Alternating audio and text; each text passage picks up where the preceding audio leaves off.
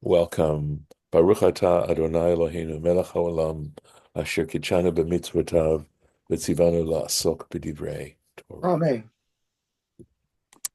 Thank you. So we were actually still dealing in the midst of the Torah Temimah's comment on this Morachem וחתכם, right? The fear and dread of you. And it's talking about the relationship of human beings to animals. And the point about this particular comment here that was taken from Masechet Shabbat, right, was the idea that as long as a person is alive, even a baby, right, that you do not have to protect them from being attacked by animals, but if even if it's a giant, a huge, powerful person, the moment he has no longer any vitality, meaning life, right? Here I mean, right, if he's passed on, then he'll be attacked by animals. And then we had this commentary here, okay, that where he was talking about the idea of, let's see here, a statement. Let me find out. I think it's Rob Papa who said, we had, right, Amar Rav Papa, Naktinan, we learn out, right? We get out from this. Aryeh, a lion, a betray, on two people, lo nafil. He won't fall on two people. In other words, he won't attack two people. And he then quotes, Torah Temimah then quotes Rashi's commentary right there. Lo nafil lahargan, he will fall to kill them. Ki dichtiv, in other words, he won't attack them to kill them. Ki dichtiv, as it says, umorachem, or morachem, it says your. This, and chem is plural. Umor acha would be singular, but we're talking about what are called pronominal suffixes, and umor achem means your plural, right? Your, the fear of you, plural, trey. And the minimum plurality is two, right? Uchtiv al kol chayat haaretz, and it says over all the beasts of the earth, va'afilu ari, meaning also in this case a lion. Ad kan lashonah means that's the end of the quote from Rashi. Okay, so now going on, and we'll do the best I can. This is quite dense, and please feel free to ask me, and if I can, I will do my best to answer the questions. Ulecha ora, and this appears, who palig, that Rav Papa disagrees al Rashba on the Rashba. Now, this actually, it could be that actually the one who's disagreeing is Rashi, that Rashi's interpretation, possibly. This is sort of all trying to sort out all the information here. And the reason I'm saying the Rashba is I think it's Rabbi Shmuel or Shlomo ben Avraham. He is, I believe he's a Tosafist, meaning he's one of Rashi's grandchildren. And it's possible that, so that's why I'm thinking it could be Rashi that Torah Temimah is talking about. Well, just have to see. I believe so. Wait 1 second. I'm saying the Rashba is the Tosafot, and I'm sorry, I'm going to back up on what I just said, because guess who the Rashba could be? Rabbi Shimon ben Elazar. So we're saying that Rav Papa and Rabbi Shimon ben Elazar disagree. I'm going to go with that. Yes, did you want to say something? Question, comment, quickly? Okay, all right. So that's who he's referring to Amar, who said, "Afilu emat timok mutelet." Right, and he's quoting him. He says, the Rashba is saying that, as Rabbi Shimon ben Elazar is saying, that even the fear of a baby mutelet al habriot is placed over the beasts. So. Okay, so it sounds like Rav Papa disagrees with Rabbi Shimon ben Elazar. You can see how just going over it and going over it is helpful to try and get to the right answer. Ki ha'ikar talui b'chayut adam. This is Rabbi Shimon ben Elazar, who's saying that the main point of the reason why these animals are fearful of human beings depends on their, I'm saying animation, but it's really vitality, and I think I'm going to say that. And vitality means, I think, about the fact that they are alive. I'm going to take away the question mark, and I'm going to leave it as that, right? Kemevuar, as is explained. Umikol shechein echad gadol. In other words, not just any living human being, but certainly all the more if it is an adult human being. Vahu Omer Davka Shnayim, and Rav Papa is saying Davka Shnayim. He's saying two, only two.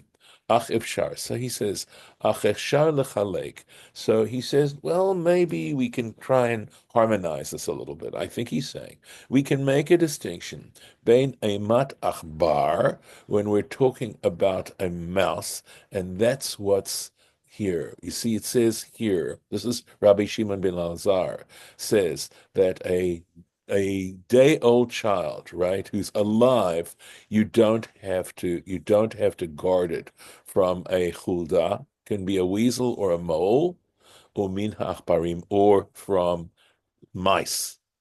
Right? That's the point, that Rabbi Shimon ben Azar is putting a context into this about a weasel or a mouse, right? And he's saying here, and the Torah Temimah is saying, right? It says we can make a distinction between the fear of a mouse, Kamosha Katav Rabbi Shimon ben Elazar, as Rabbi Shimon ben Elazar wrote, le'emat ari, with regards, as opposed to a lion, Sha'amar Rav Papa, that Rav Papa is talking about. In other words, they're talking about two different, totally different kinds of animals, and so they're not necessarily disagreeing. The achbar yare, because a mouse is also, it's fearful. Afilu mitinok echad, it's going to be fearful even of a little baby.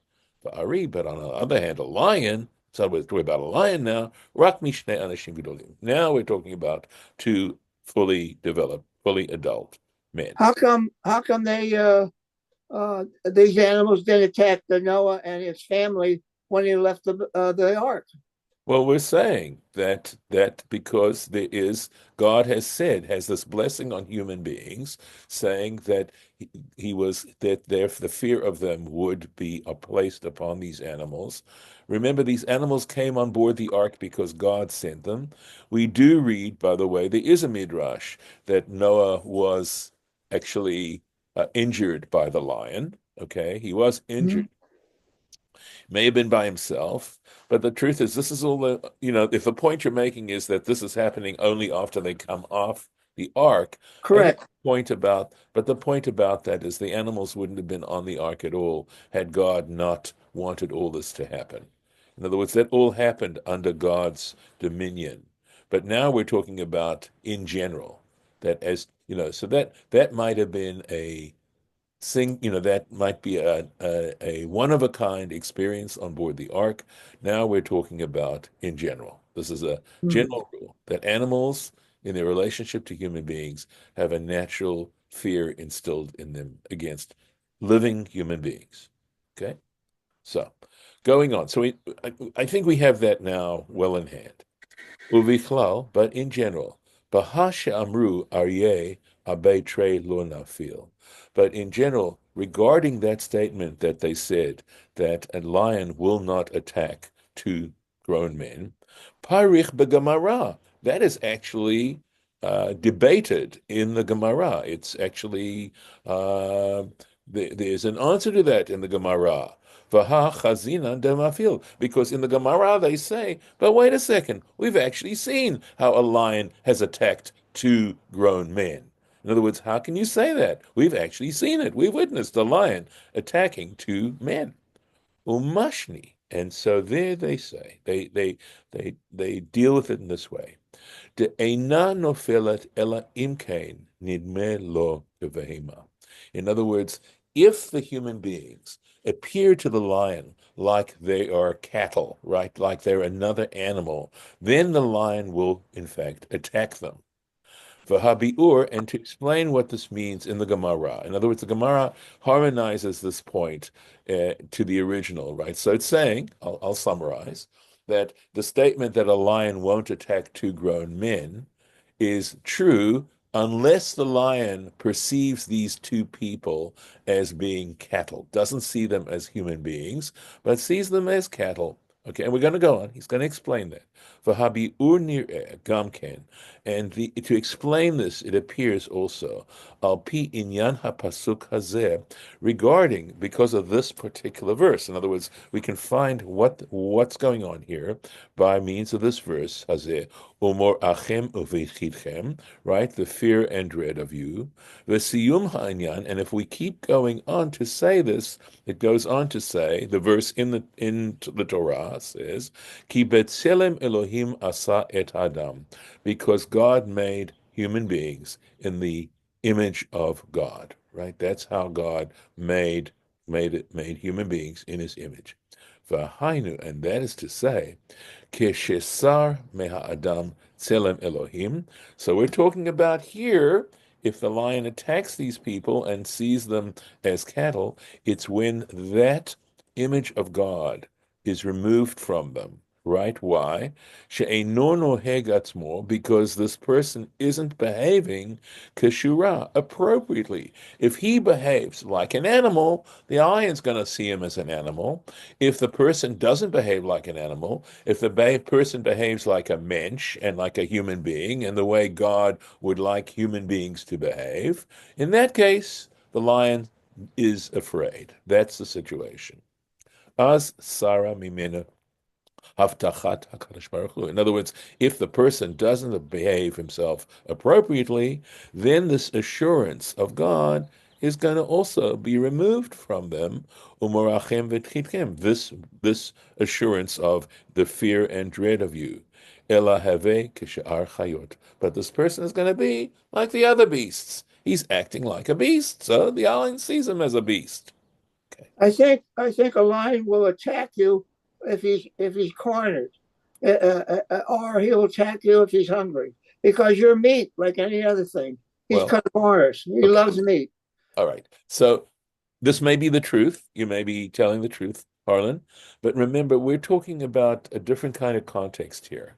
Okay, not to say that there isn't a belief that when a person acts in a godly way, right, then there is something unusual that is placed on this person that we might call the divine image.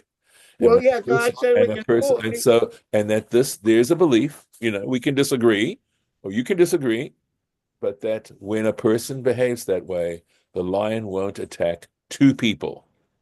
That if we have two people that are in fact, acting appropriately as human beings, that are moral, decent human beings, it's a belief here that the lion won't attack them.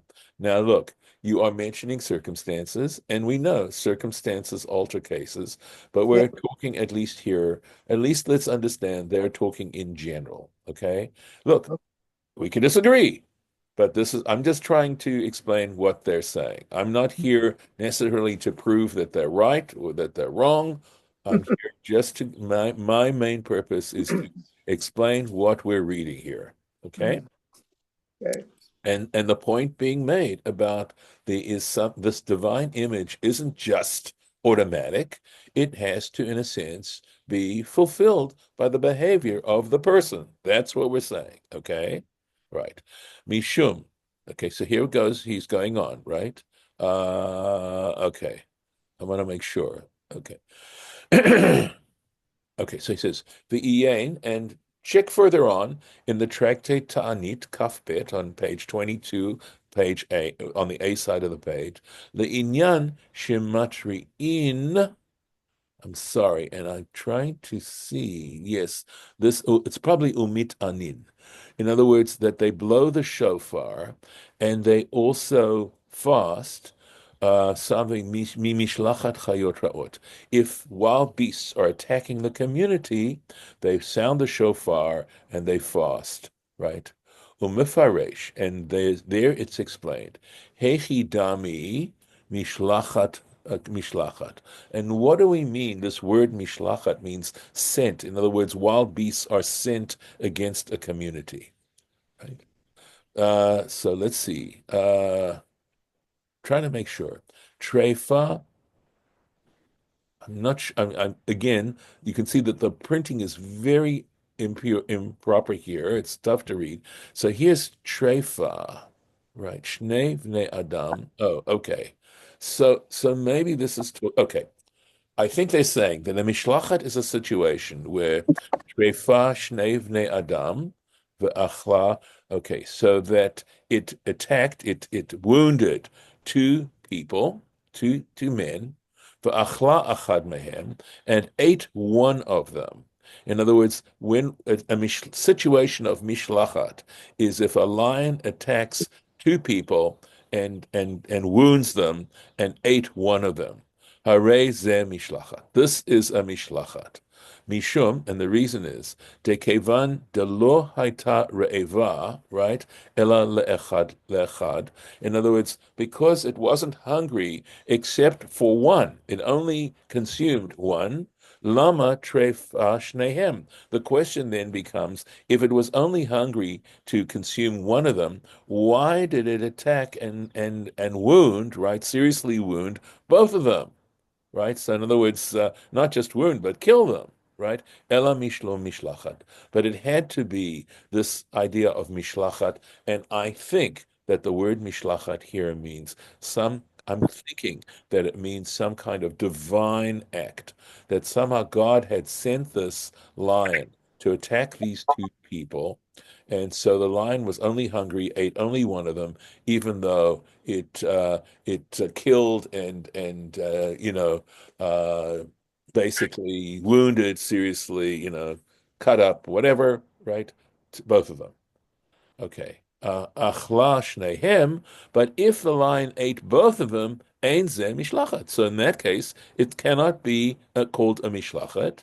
De mechemat ra'avona tarfam, because it attacked them and cut them up, tore them up, right? Tore them up because it was hungry.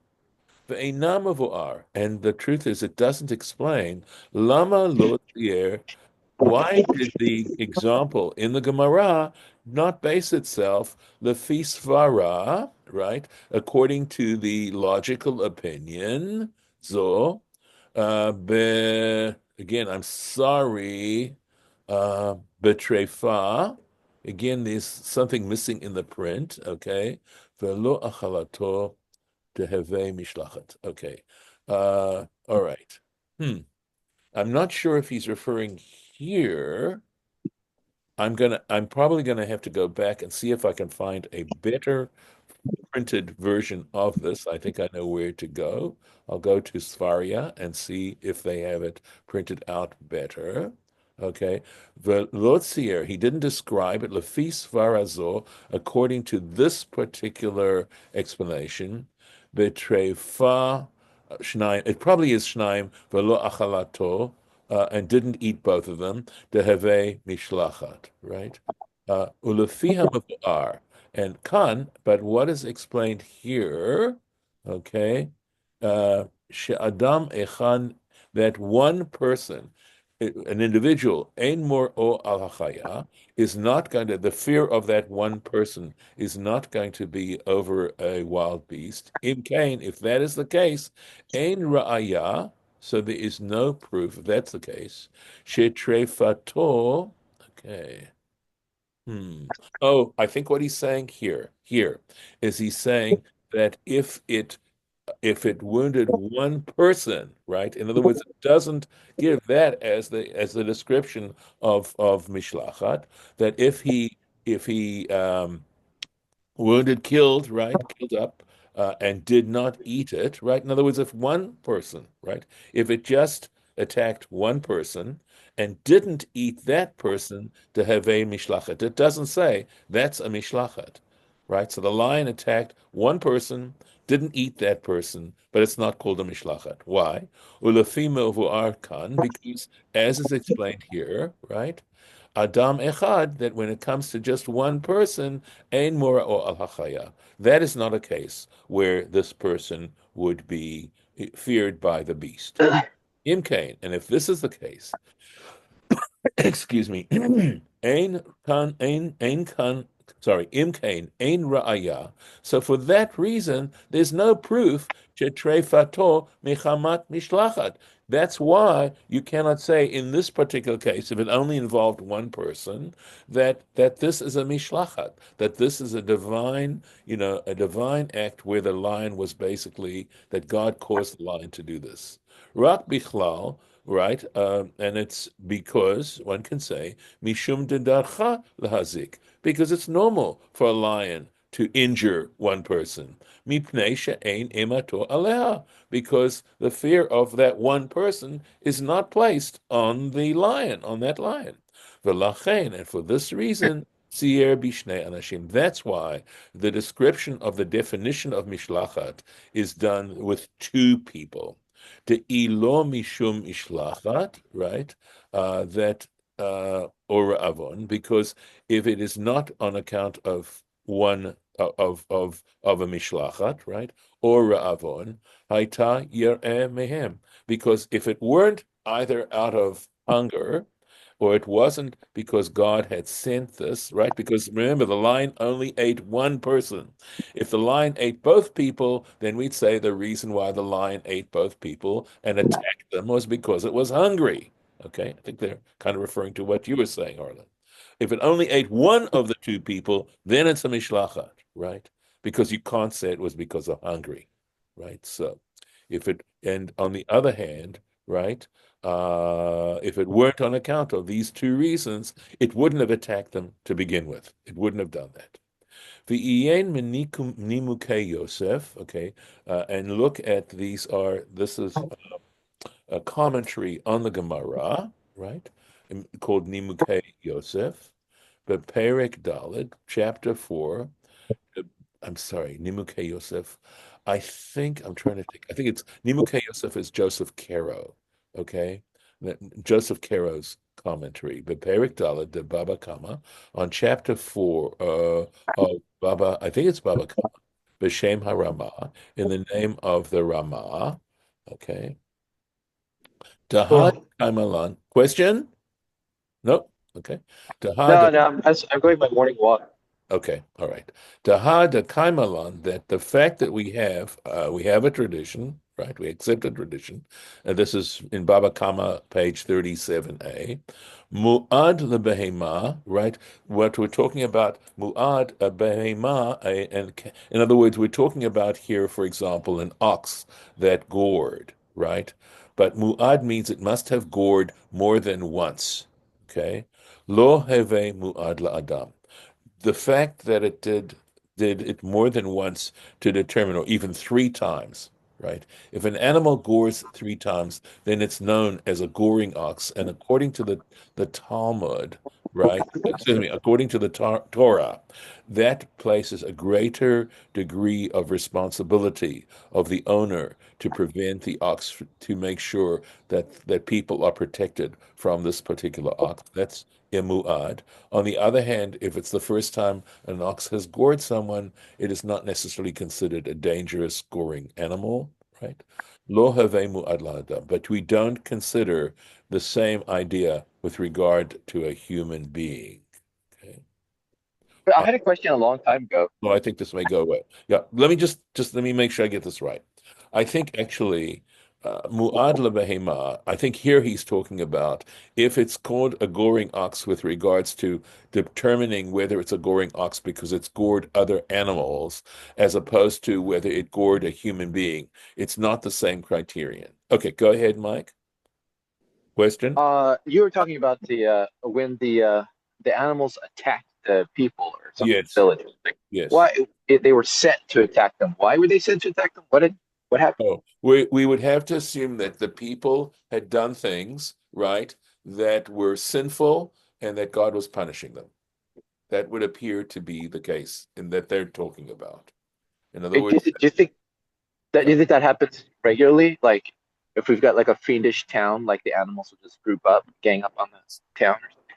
so you're asking me a legitimate question, but I will tell you that I do not feel that I have the authority to judge in that kind of way. It's not, I only have the authority to look at myself and my own behavior and see to what degree I'm deserving of divine punishment. Okay? It's not necessarily for me. I do not feel it's for me to make those decisions. Partially because it involves a lot of knowledge and understanding of all the pros and the cons and the circumstances and everything. I'm not in the place of God. God understands these things. I do not. Okay? Oh, so it's better to decide these things based on your individual circumstance, right? Correct. Your Because even though I even don't know myself as well as God knows me better than I know myself. Nevertheless, I know myself better than I know anyone else. right. It's obvious. So I feel that it's inappropriate for me to judge other people and saying that what's happening to you is a divine punishment, or God is punishing you for X, Y, and Z. It is a very inappropriate thing for me to take up that position. It's a holier than thou, and I don't think that God wants us to act holier than thou. Okay. So basically, okay. So remember the issue that we were discussing was the fact that there in this previous he's referring to, right? He says in the Nimukei Yosef, right? Basing himself on Baba Kama, saying that how you define a goring ox uh, is dependent on whether the ox gored other animals as opposed to whether the ox gored human beings. That goring human beings, the definition of a goring ox is different. And it's possible because we haven't defined at this point how many times, that when ox gores a human being, because of what is normally understood as the ox's divinely created fear of human beings, that if it gored them, we're going to have to define goring an ox different from the fact that it gored another animal. That an ox goring another animal is sort of a more natural kind of thing, to try and put it in that way. Let's keep going. He's got quite a lot to say here, quite a bit to say here, right?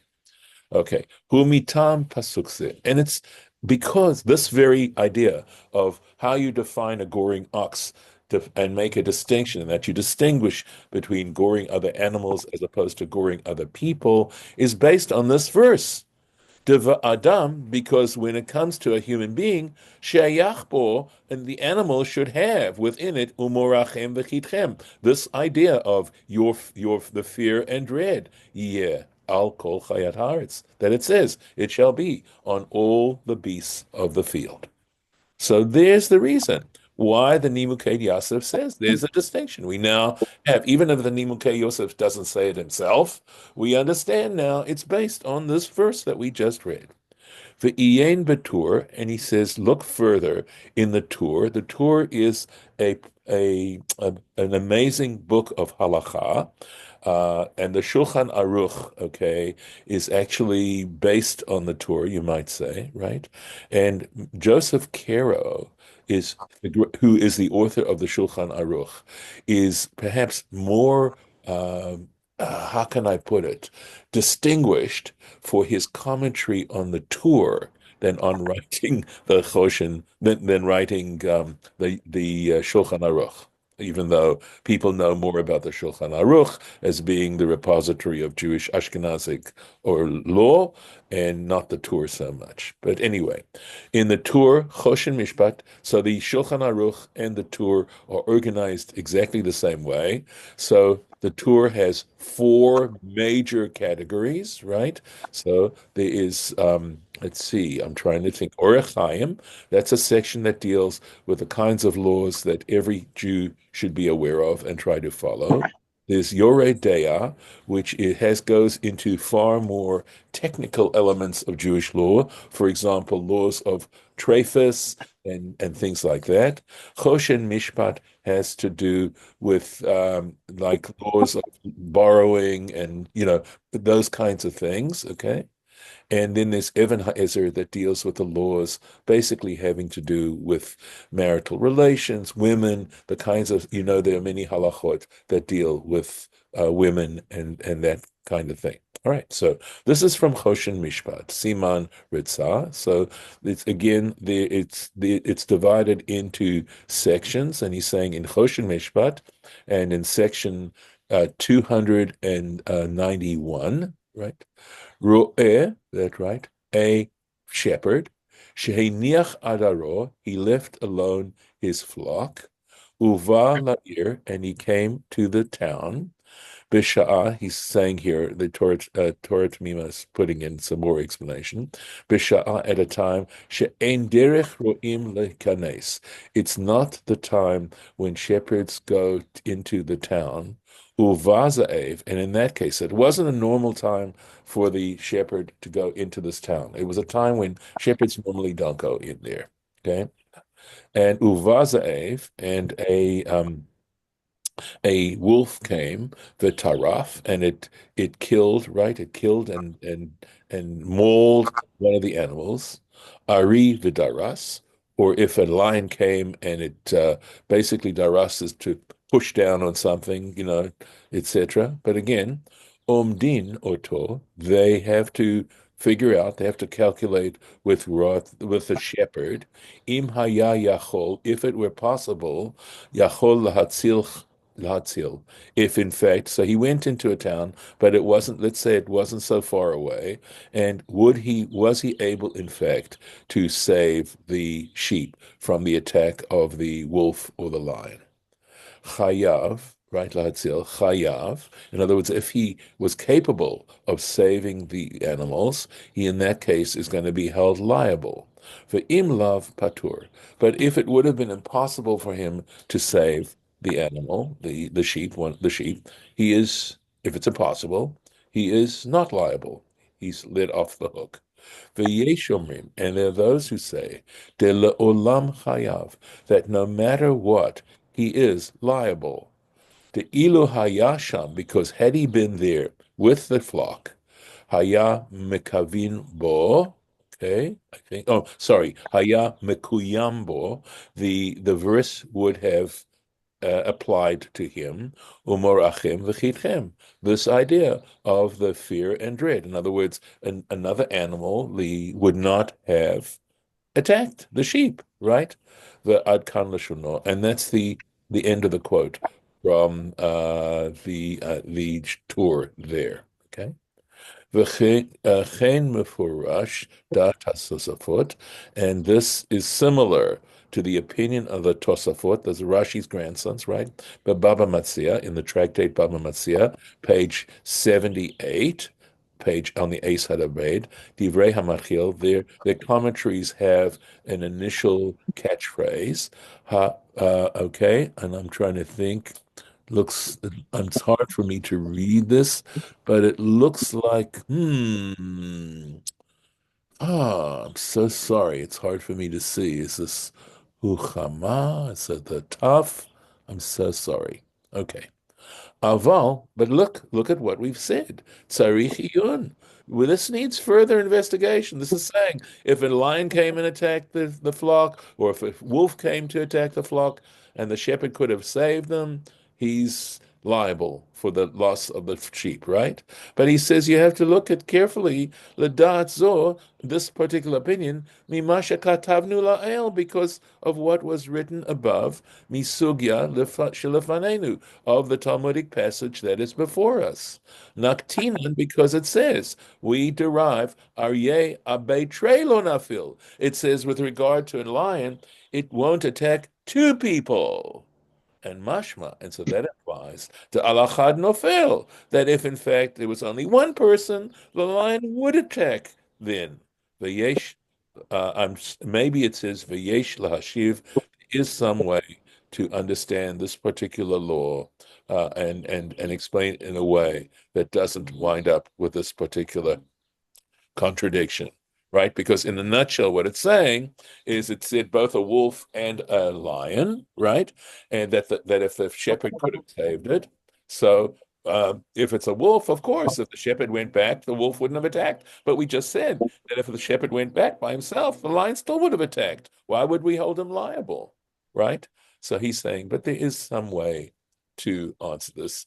And if I were to guess, it would be to say that the shepherd we're talking about a situation where the shepherd should have gotten another shepherd or another person to go with him and, in fact, save the flock.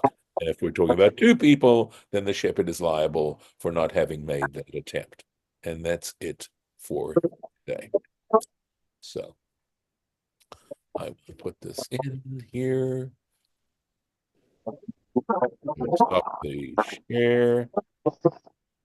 And okay. I'm going to stop the recording here. We are in time, so